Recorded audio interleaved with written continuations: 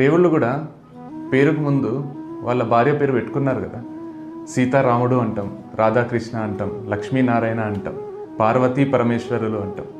అంటే అర్థం చేసుకోండి, దేవుళ్ళు కూడా వాళ్ళ భార్యకు రెస్పెక్ట్ ఇచ్చిండ్రు, అండ్ వాళ్ళ భార్యలు కూడా భర్తకు రెస్పెక్ట్ ఇచ్చిండ్రు.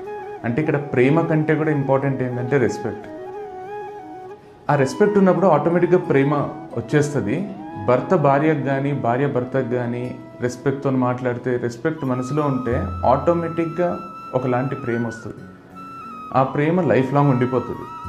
ఎప్పుడైతే మనం చులకనగా మాట్లాడతామో, హర్టింగ్గా మాట్లాడతామో, అబ్యూజివ్గా మాట్లాడతామో, హ్యూమిలియేటింగ్గా మాట్లాడతామో ఆటోమేటిక్గా ప్రేమ తగ్గిపోతుంది, కొన్ని రోజుల్లో చచ్చిపోతుంది. లైఫ్ పార్ట్నర్స్ అనేవాళ్ళు ఒకరికొకరే ఉంటారు కాబట్టి అత్యంత ప్రేమగా ఉండాలి, ఒకరికొకరు విపరీతంగా రెస్పెక్ట్ ఇచ్చుకుంటూ ఉండాలి.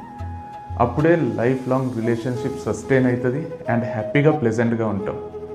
సో మన ట్రెడిషన్స్, మన కల్చర్ కూడా అదే చెప్తుంది. ఎవరికి రెస్పెక్ట్ ఇచ్చినా ఇవ్వకపోయినా లైఫ్ పార్ట్నర్ని మాత్రం లైఫ్లో చులకనగా చూడకండి.